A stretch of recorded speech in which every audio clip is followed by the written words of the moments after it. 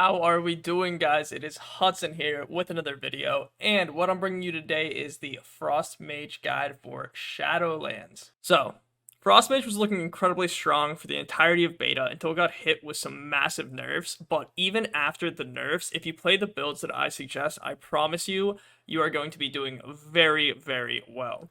Frost has substantially changed to a different playstyle than it was in BFA. And I, for one, am actually enjoying the new playstyle a lot more, to be quite honest. And Frost, Fire, and Arcane are all looking very similar in terms of single target, but where Frost is able to now excel is in two-target cleave and funnel.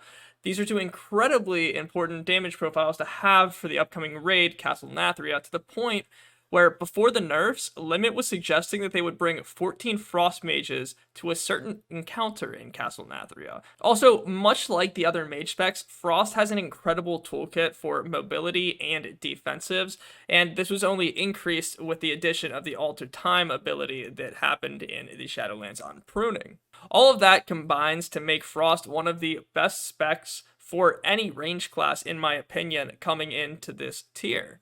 And I think that if you are watching this video, you're probably thinking about choosing it, so I would highly suggest to choose the spec, if not another mage one, because they're all incredibly good right now. Now, in this guide, I will be going over Covenants, Soulbinds, Conduits, Legendaries, Rotation, AoE and single target, talent builds, AoE and single target talent builds, and gearing. In this guide, I will equip you with everything you need to play Frost Mage very, very well.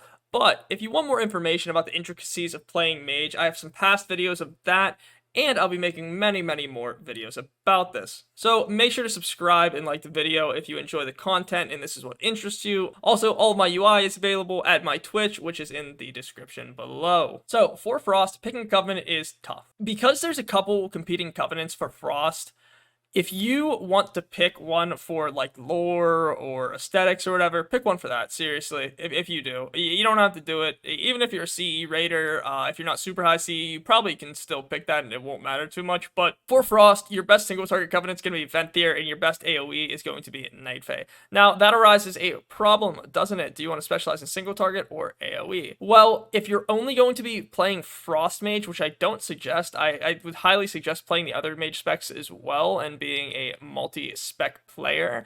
But if you literally only wanted to play Frost, I would probably suggest going Venthyr. Even if you want to do AoE, it's still not that bad in AoE, whereas Night Fae is very bad in a single target. However, like I said, if you want to go any other mage spec ever, I would really suggest going Night Fae, because Night Fae is very good at the other two mage specs as well. It's in fact the best for Fire and Arcane.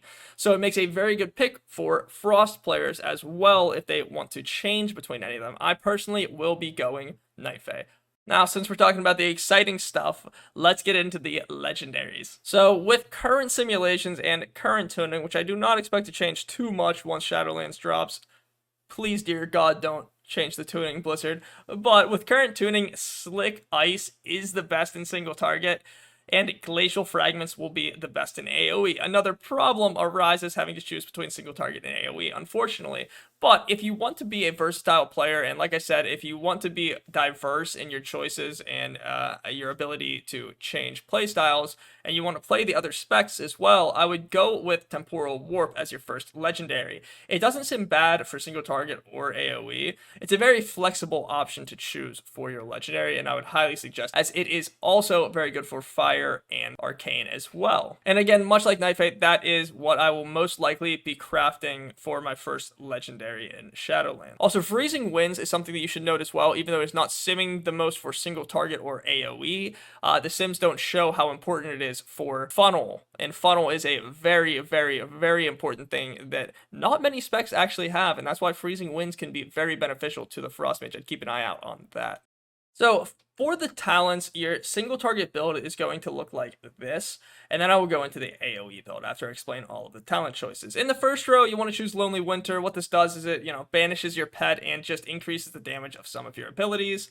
In the second row, you're going to want to go with Shimmer, most likely, unless you want to play Ice Flows, but that requires a little bit more skill, and in my opinion, does not actually end up being worth it compared to Shimmer. Shimmer is just such a powerful ability. In the 30 row, you're going to want to choose Rune of Power currently. or Focus Magic if you have another Frost Mage in your group. But that's very niche, so I would generally just go with Rune of Power. And with the Rune of Power nerf, it might end up being better for you just to go with Incanter's Flow if you're not good at pressing Rune of Power on cooldown, but that is essentially what you will end up doing. In the 35 row, Chain Reaction is going to be your best bet for single target, and what this does is it gives you a short buff whenever you cast an Ice Lance, and you just want to keep that up as much as you can, and you don't actually have to play around it at all. What you'll just be doing is playing your normal playstyle, and this buff will, periodically be up whenever you're chaining Ice Lances together. In the 40 row, you can either pick Ice Ward or Frigid Winds. I mean, hell, you could probably even pick Ring of Frost. It doesn't matter too much because it's a mostly utility row, but it's situational. You'll pick this based on what you want for each dungeon or raid encounter, so it's really up in the air. I personally just default to Frigid Winds because I kind of like that extra slow because I'm doing a lot of dungeons. In the 45 row, you're going to want to pick Splitting Ice for all single target situations. It is the best single target in this row for sims and, just in practice as well, you can tell. Another thing to note is you will most certainly want to pick Splitting Ice in 2-target cleave situations because this is a 2-target cleave talent that allows you to deal 65% of your Ice Lance damage as well as some other abilities to a second target, which is what makes Frost so good in 2-target cleave. And then in the 50 row for AoE and single target, you're both going to pick Thermal Void. Thermal Void is incredibly powerful right now. It extends your Icy Veins, which in turn allows you to use your Conduit Icy Propulsion, we'll get into that in a little bit, to decrease the cooldown of Icy Veins more. I think that this will be a lock of a pick for most of Shadowlands, given the Conduit system. Now, for AoE, the only change you're going to have is you're going to want to go with Freezing Rain instead of Splitting Ice in the 45 row. Freezing Rain allows you to instant cast Blizzard, and it increases its damage by an absolute crap ton, honestly. And this paired with the Conduit that increases your Blizzard's damage is very, very good. Let me tell you what.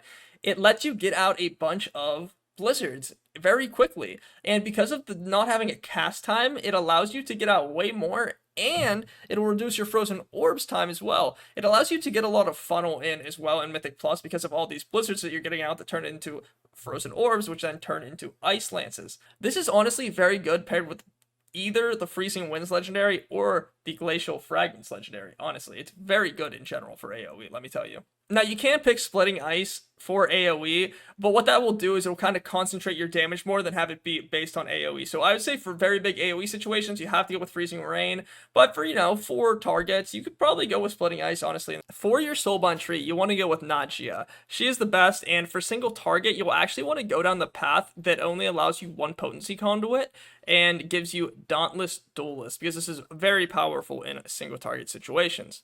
Now, for AoE, you'll want to go with Nagia as well, but you'd rather pick the double potency branch this time. That, of course, is if you're Venthyr. Now, if you're Night Fae, you're going to want to go with Karain for both single target and AoE. And no matter which one you are, if you're getting single target or AoE situations, you're going to want to go with double potency conduit branch on Corallians.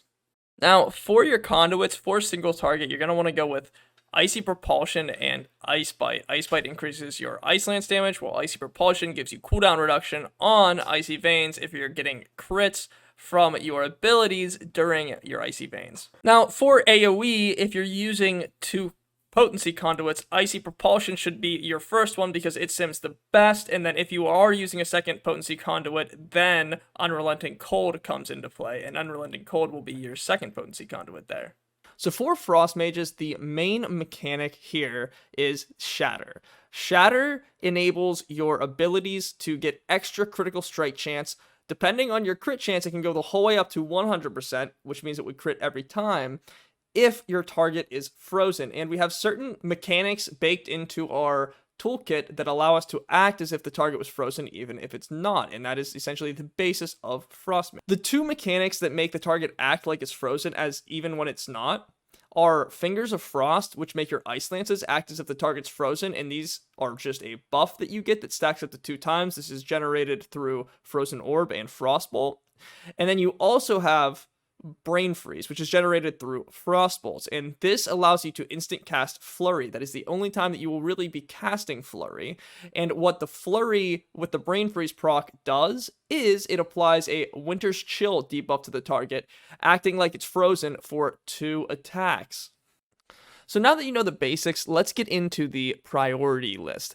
You'll see the priority list up to my left over here, and this is essentially what you will want to prioritize when you're doing your rotation. So if all of these abilities are available, you'll want to use the one with the highest priority. And you know, if the top priority one isn't available, you'll go down to the second one. And if the third one isn't available with its conditions, you'll go down to the fourth one, and so on. So let's get into this. Icy Veins is going to be your top priority. You will want to cast this on cooldown whenever you can, unless if you're going to be in between packs or have a lot of downtime after Icy Veins is cast. You don't want to cast Icy Veins right as something is about to die in Mythic Plus if you're going to have like a, you know, minute-long break for some weird reason, like if your team died or something, or like you're the last person alive, because Icy Veins kind of has momentum with the way the Conduits are right now, and you get refunds on Icy Veins based on how long Icy Veins is up for, and you actually extend it by being in combat and getting Ice Lance crits and whatnot. Now, your second priority is going to be Rune of Power if it is not active already, and remember, Rune of Power gets placed whenever you cast Icy Veins, so you will not be casting Rune of Power until the first Rune of Power is done. Now, the third highest priority is Flurry if you have a Brain Freeze proc. Like I mentioned earlier, Brain Freeze procs allow you to instant cast Flurry and apply 2 stacks of the Winter's Chill debuff to the target, allowing the target to act as if it were frozen for 2 attacks. You also only want to cast this Flurry with Brain Freeze if you have no Fingers of Frost procs and no Winter's Chill debuff. And the reasoning for this is if you do that, you will end up wasting some shatters that you could have gotten with Ice Lances if you apply the Brain Freeze Flurry and apply Winter's Chill debuff before you use up all of the current debuffs on the target. Now, your fourth priority is going to be Frozen Orb. This will be a big AoE spender, and it also helps in single target because it generates Fingers of Frost procs for you to get Ice Lance shatters. In the fifth spot, you'll have Blizzard if 2 or more enemies or Freezing Rain, and I included this on the single target rotation because sometimes you'll be doing it cleave, and I'd kind of classify that as single target, and if you're at 2 enemies, you will want to be doing the single target rotation, but if you have 2 enemies, you will want to be putting Blizzard on the ground, or if you have Freezing Rain, you want to be putting Blizzard on the ground because this helps you generate more Frozen Orbs, and more Frozen Orbs give you more Fingers of Frost procs, and so on. Then in the 6th slot, you'll want to Ice Lance if you have Winter's Chill or Fingers of Frost. So essentially, if you can shatter it on the target, this is where you will Ice Lance, and this is where the majority of your damage will come from in single target. Then in the 6th slot, you will either Mirrors of Torment or Shifting Power because those are the 2 covenants that I recommended. This is essentially once all of your cooldowns are off of cooldown, you will do this to generate CDR on them with Shifting Power, or you will apply Mirrors of Torment to get extra Brain Freeze procs once you are out of procs. And 7th, this is going to be your filler, you will simply Frostbolt here. And one more thing to note with the Brain Freeze Flurry procs, you will always want to be casting Frostbolt into the Brain Freeze flurries, and this might seem weird because you might think that the Frostbolt would eat up one of the Winter's Chill debuffs, but it actually does not work like that if you cast the Frostbolt directly into the flurry. It actually gives you a free crit on that Frostbolt, and you'll find that this actually feels very natural in the rotation because you will most likely be spamming Frostbolt, and then you will get a Brain Freeze Flurry proc during the mid Frostbolt, so immediately after you will want to cast it anyway. That is just a little tip to help you optimize your damage slightly. For the AoE rotation, you're largely going to follow a similar pattern, a similar priority list, but this time Blizzard is going to be slightly higher. You have Icy Veins, then Rune of Power, if not active currently, then you'll come down to Frozen Orb instead of Flurry, then Blizzard, and then Flurry. Because the single target damage is not as important in AoE, clearly, Brain Freeze and Fingers of Frost kind of lose value, and you actually want to be casting Blizzard and Frozen Orb more, of course. And then you'll go down to Ice Lance if Winter's Chill or Fingers of Frost, much like the single target rotation. And then right below that, you'll actually want to be casting Ice Lance if your Blizzard is down and you have the Glacial Fragments legendary, because it gives Glacial Fragments that shoot out to all the other enemies whenever Blizzard is applied to that target or hitting that target, right? And then finally, you will essentially just use Frostbolt as a filler here, and one more small optimization to note that I did not include in this list, but you can be casting Arcane Explosion. I believe it's on 6 or more targets if you are in melee, but I'd say it's almost safer to just default here to Frostbolt rather than Arcane Explosion. That is just a small optimization. Now, for the trinkets, I would suggest doing your own research on this, and I'll tell you what's simming the best right now, but this periodically changes based on how the sims change themselves, and people find more optimal ways to gear their character and perform rotations and whatnot. If you're wondering about this while you're watching this video, and maybe this is a month ago, right, come to my stream, ask me, I'll tell you what's the best currently, because I will keep up to date on this, if you would not like to do it yourself. But what is currently singing the best is Kabbalist Hymnal and Soul Letting Ruby, followed by Macabra's Sheet Music. Kabbalist Hymnal is going to be pretty powerful. It gives you like a crit bonus, which is pretty nice, and it benefits from having other people in your party that have the same trinket. So this should probably be pretty powerful in raid groups when a lot of people are running this trinket. Macabra's Sheet Music is probably my favorite trinket introduced this patch, because what it does is it's an on-use trinket where you'll put down 4 mirrors of yourself, and whenever you step on them, you'll gain haste, and it will stack 4 times each time you step on them. I think it's like a unique trinket that is pretty cool to play with. Now, it might get annoying after a whole tier playing with it, but currently I like it a lot, honestly. Now, for gearing yourself with stat weights, I'd like to say I don't believe in stat weights at all. You should probably sim yourself. Generally go with the higher item level item if it's not like, items with on-use effects or anything like that, or trinkets. Generally go with the higher item level item to get more intellect, because intellect is super powerful. But I know people like hearing stat weights, so with that all said, always sim yourself and go with the sims over stat weights. But generally speaking, secondary stats will probably go crit until you're soft capped at 33.3%, and even past then it's actually somewhat valuable, but generally crit until 33.3%. Then you're going to want to go with versatility, followed by haste, then followed with mastery, your least valuable stat. Now, for your enchants, I would suggest going with Eternal Insight or Eternal Stats on your chest, based on whichever one is simming better currently, and right now, as of this video, Eternal Insight is actually simming better. On your weapon, you're going to want to go with Sinful Revelation. On your bracers, you'd like to go with Eternal Intellect. On your rings, I would suggest going with whatever sims best for you currently, right? So, early on, crit's pretty important, so you might want to go with 2 tenets of crit, and then once crit becomes less important, you might want to go with tenets of versatility there. For your cloak, you're going to want to have Fortified Avoidance, and for your item enhancements, you're going to want to have Heavy Desolate Armor Kit and Shadow Core Oil. These will have to be reapplied every hour in order to get the effects, so you're going to eventually have to stock up on these pretty hard, but you might not want to use them due to their exorbitant price early on, possibly. Now, for consumables, you're going to want to have the Intellect Feast. I forget the name of it right now, honestly. I might put it up in the video up here, but just get whatever feast gives you the most intellect, and then you're also going to want to use Shadow Core Oil or Intellect Potion. I believe Shadow Core Oil gives you more damage, but if you don't have the Shadow Core Oil on your weapon, then you can't use the Shadow Core Oil Potion. So in that case, you'd like to use the Intellect Potion instead. So I hope I offered you guys some help with this video, and if you have any more questions, make sure to stop by my Twitch that I linked in the description.